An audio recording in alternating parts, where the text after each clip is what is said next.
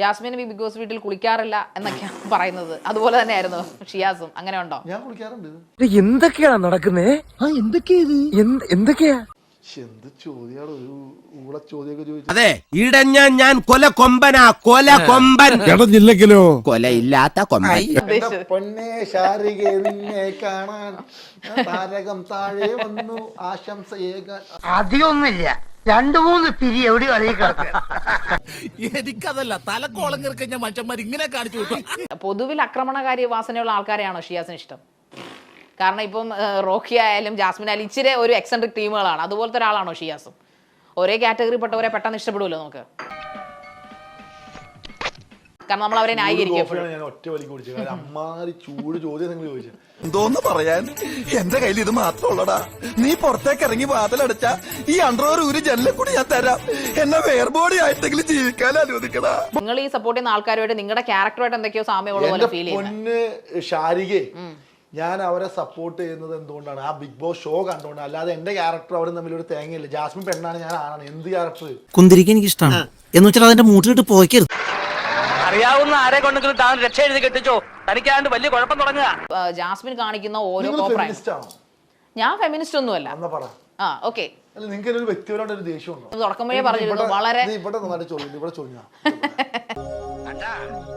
എന്റെ നെഞ്ചത്ത് കൂടെ അവള് ഉലാത്തണത്.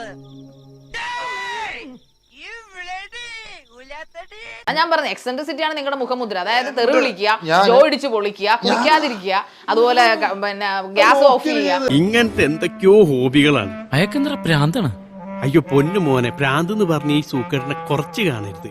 ഇത് അതുക്കും മേലെ. ഞാൻ തമിഴിലും ഹിന്ദിയിലൊക്കെ വോട്ട് ചെയ്തിട്ടുണ്ട്. മലയാളത്തിൽ ഞാൻ ഒരാൾക്ക് പോലും വോട്ട് ചെയ്തിട്ടുണ്ട്. സത്യമായിട്ട് പറയാം. അതൊരു തരം ഒരു ചൊറിയൻ സ്വഭാവമല്ലേ? ഊതിയതല്ലേ, കാറ്റടിച്ചപ്പോ മനസ്സിലായില്ലേ? എടാ കൊച്ചനെ, നീ കൂടുതൽ നേളിക്കരുത്. നിങ്ങളെ പോലുള്ള ആളുകൾ എന്നോട് ചോദിക്കുമെന്ന് എനിക്ക് അറിയാണോ? അതുകൊണ്ട് കാണണം പണ്ടാറണം. അല്ലാതെ ഞാൻ സമയം ഉണ്ടാക്കി കാണുന്നില്ല. എന്റെ തിരുപ്പതി ഭഗവാനെ, ഞാൻ കോടീശ്വരനാകുമ്പോ ഇവളെ എന്റെ വേലക്കാരി ആക്കുകയാണെങ്കിൽ നിനക്ക് ഈ തലകളിൽ ഏത് വേണേലും മൊട്ടടിക്കാൻ എടുക്കാം. നിങ്ങൾ ഇങ്ങനെ കത്തിയമർന്നിട്ട് കാര്യമില്ല. ശ്രീ കാം ഡൗൺ ആവും.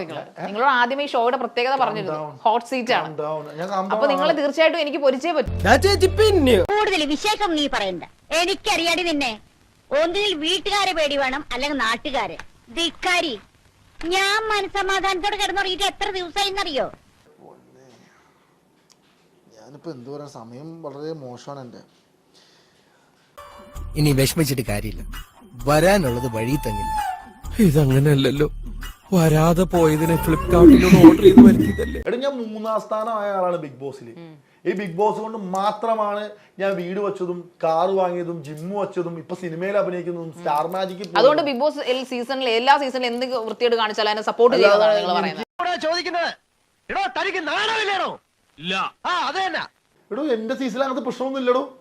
എന്റെ സീസൺ നിങ്ങളുടെ സീസണിന്റെ അല്ല ഇവിടെ ആരോപണം പറഞ്ഞിരിക്കുന്നത്. സീസൺ 6 BB6നെ കുറിച്ചാണ് അഖിൽ പറഞ്ഞത്, അല്ല സീസൺ 5നെ കുറിച്ചല്ല അഖിൽ പറയുന്നത്. സീസൺ 6 ഇത്രയും തരം താണ ഒരു പ്രോഗ്രാമിലേക്ക് പോകുന്നത് എന്തുകൊണ്ടാണെന്നാണ് അയാൾ ചോദ്യം ചോദിക്കുന്നത്.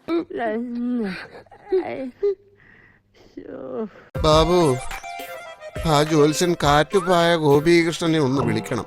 എന്റെ സമയം മോശമാണോ അല്ല വളരെ മോശമാണോ എന്നറിയാം. നിങ്ങൾ ഈ കമന്റ് അങ്ങനെ എടുത്ത് വായിക്കുക, അപ്പൊ അറിയാൻ നിങ്ങളുടെ റേറ്റിംഗ്. അല്ലാതെ എനിക്ക് നിങ്ങളുടെ റേറ്റിംഗും ഇല്ല. അഴുത്തുവരെ പെരുമ്പാമ്പ് വിഴുങ്ങി അവന്റെ തലയിൽ ഹാന തോറ്റെന്ന് പറഞ്ഞ പോലെ നീ നിന്റെ തലയാണ് ഉദ്ദേശിച്ചത്. ഈ പരിപാടി നിർത്തണ്ട. ക്യാമറ കട്ട് ചെയ്തോ മതി, നിർത്തിക്ക പരിപാടി, സ്റ്റോപ്പ് ചെയ്തോ. എന്നാ പിന്നെ ഞങ്ങൾ ഇറങ്ങട്ടെ. നമസ്കാരം കേട്ടോ, പോവാൻ മോനെ.